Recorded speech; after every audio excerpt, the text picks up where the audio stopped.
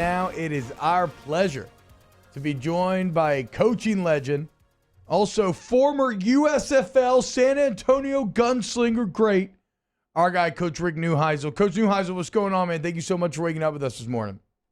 It is my pleasure. Hanging out with the two of you is good for my reputation because you guys are big timers. Wow. A lot, I like that. And T-Bob, you make sure you give your dad my best. You talk about the USFL. He was a legend. Look, I love the USFL. I grew up with big USFL nerds watching all those old tapes and everything, so I will absolutely do that. Shout out to the Gunslingers. Speaking of Gunslingers, Rick, let's go ahead and get right into this thing. LSU, UCLA kicking off the season. I got goosebumps right now in the Rosebowl. Like, it does not get better than that. And I want you to help educate our listening audience a bit because we're so LSU-centric. What does UCLA bring to bear September 4th? They got a gunslinger of their own right now, don't they? Well, they do. Dorian Thompson-Robinson is now, what is the most coveted thing you can get for a quarterback. He's experienced. He's been in Chip Kelly's offense for a while, and with that being said, he becomes dangerous. He's a dual-threat guy, which means you have to account for his legs every time you play defense, especially if the sticks are in balance.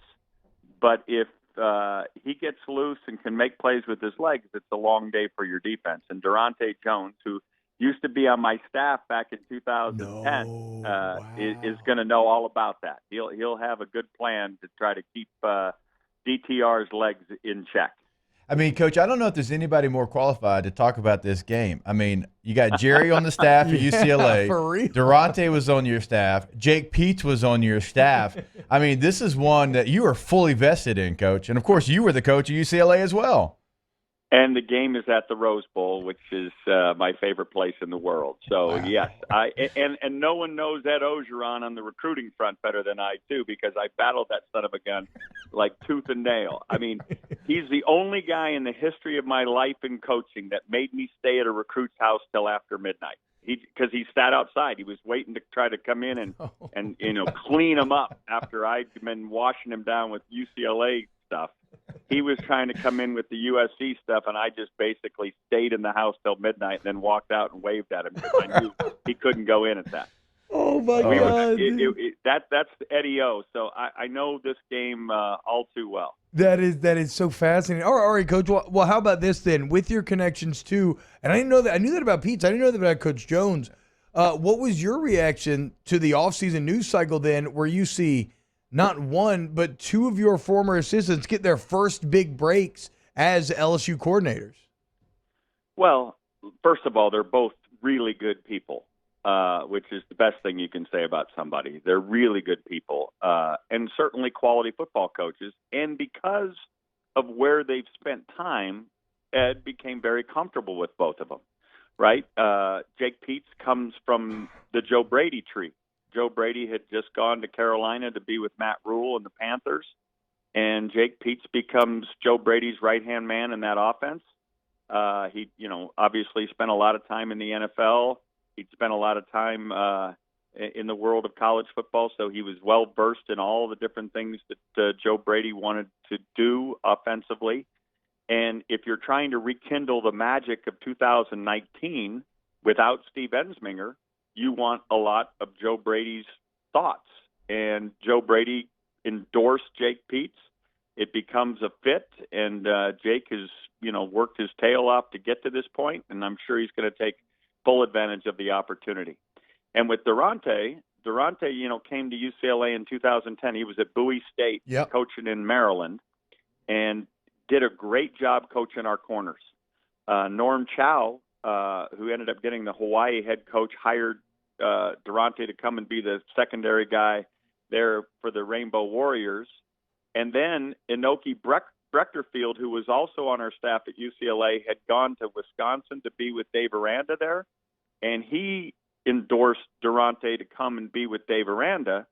And you can just put the pieces together that when Ed was looking for a defensive coordinator to replace Coach Pelini, he asked Dave Aranda, who do you think? And Aranda, given the circumstances of their time together at Wisconsin, said Durante, who was obviously with the Minnesota Vikings at the time, is your guy.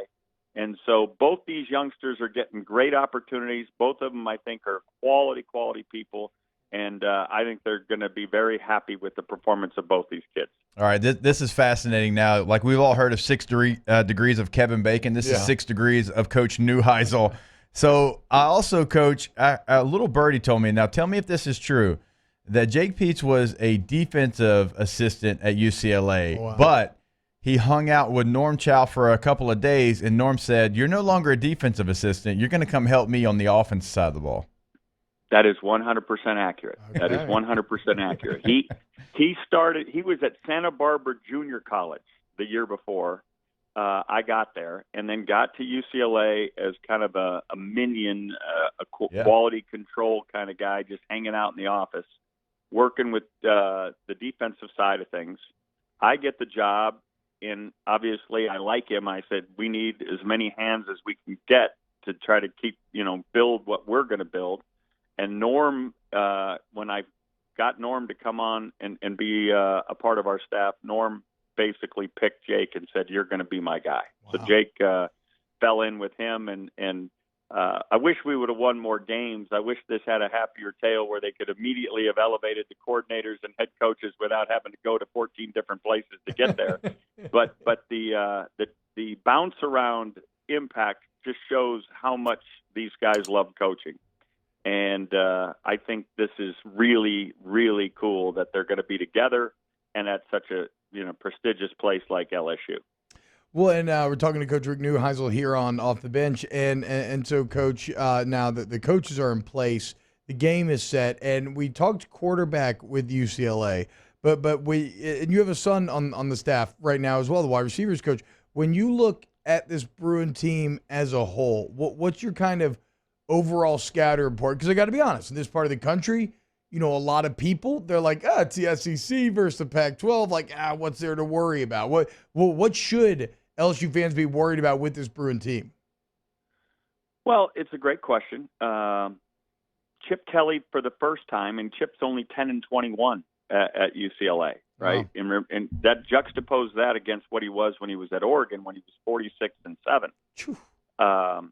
So it's taken a while to put the pieces together. This is the first time Chip Kelly, while at UCLA, can say he has an experienced team. The quarterback being a prime example of that. If there's a concern for UCLA facing LSU, it's going to be size in the trenches. Are they big enough to handle what has always been a very formidable front seven with LSU and obviously a big-time front offensive line?